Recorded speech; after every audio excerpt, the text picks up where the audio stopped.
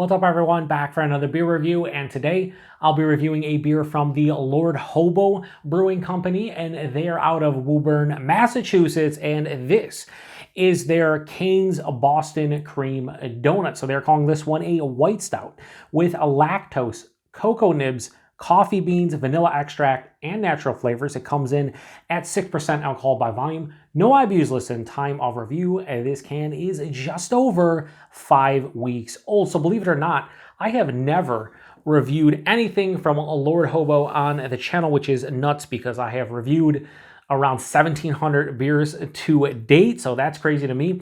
Now, I first heard about Lord Hobo back in like 2015, 2016. I think they were founded in 2015, and the first beer of theirs that showed up here was their Boom Sauce, which is like their flagship beer, and it was pretty good. And then I had their Glorious, which was like a Galaxy hopped hazy IPA. It was fantastic, but we don't see a lot of distribution from Lord Hobo, but recently I went beer shopping. I saw this one. I was like, I love me some Boston Cream Donuts.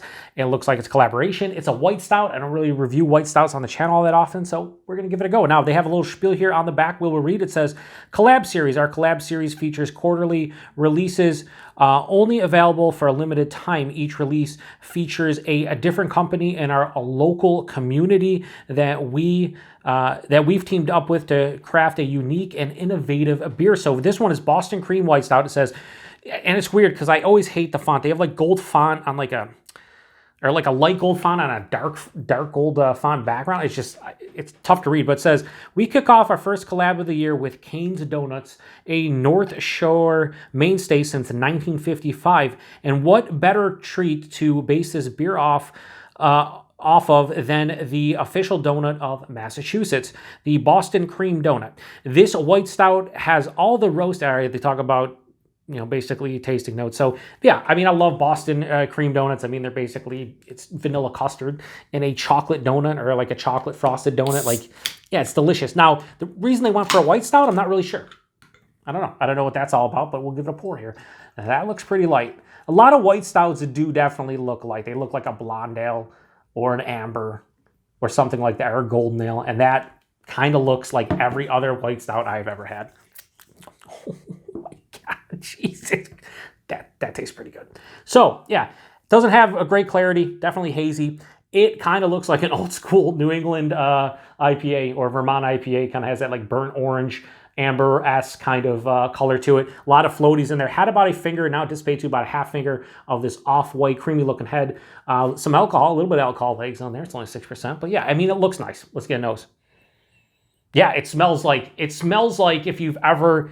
Now, when you bite into a Boston Cream Donut, but you get towards the middle and that doughy vanilla custard goodness, that's what this smells like. Yeah, I mean, this smells like the innards of a Boston Cream Donut. It's vanilla custard for days. And then, actually, it just smells like a Boston Cream Donut with the chocolate on the top, the pastry itself, the donut itself, and then the vanilla custard. Like, that's exactly what it smells like. I'm not getting any coffee here. I was hoping that this one would be kind of like you're eating a Boston Cream Donut, but you're doing so with like a cup of coffee with it. That's kind of what I was hoping they're going for because they added coffee in this. But I'm not going to sit here and bullshit you and be like, oh, I'm getting this, this, and this. It smells like someone liquefied a Boston Cream Donut, threw it into a beer, and that's what I'm smelling. But it doesn't even smell like a beer. It just smells like the pastry itself. I'm hoping this isn't too sweet. I'm hoping this isn't just too one note and there is some complexities. But I cannot deny that they have nailed a Boston Cream Donut in beer form because this is just smells awesome. Let's get into it. Cheers, everyone.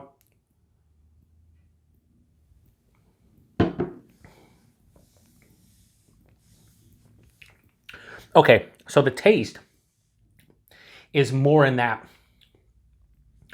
beer with Boston cream flavors, which I think more people would appreciate. If this just tasted like a Boston Cream Donut in beer form, you probably drink about 3 or 4 ounces and be like, I'm done with it. Too sweet, just too rich, just too much. That's not a huge issue here, although this does lean sweet. This is not cloying. This is not like drinking some of those pastry stouts out there that are just over the top, or like a pastry sour where it just tastes like whatever the pastry they're trying to mimic. This does have some nuances and subtleties of an actual beer. Let's go body mouthfeel. Body on this one's like medium, maybe a touch over, 6%, it's fine. The mouthfeel from the lactose, it probably bumped up that body a little bit, but it also has made it where it's a little bit creamier on the palate as well. So this is smooth and creamy, but it has like a mild to moderate carbonation. This is, I'd say, right in the smack dab middle of mild to moderate carbonation. It's not like over the top or anything. Body mouthfeel are really nice. The taste, yeah, the base of this kind of, I wouldn't say white stout. This is kind of drinking like a golden ale or a blonde ale, something like that, because it has at the forefront like a bready, like almost crackery malt sensation. And like halfway through the palate, this is going to sound weird, but it has like almost like a lemony kind of kick or like a citrus vibe that kind of lets you know that it is a beer at its core. But that's the front half of the palate. As it continues on, the Boston cream donut comes in. The difference between the taste and the aroma isn't substantial, but there's definitely differences.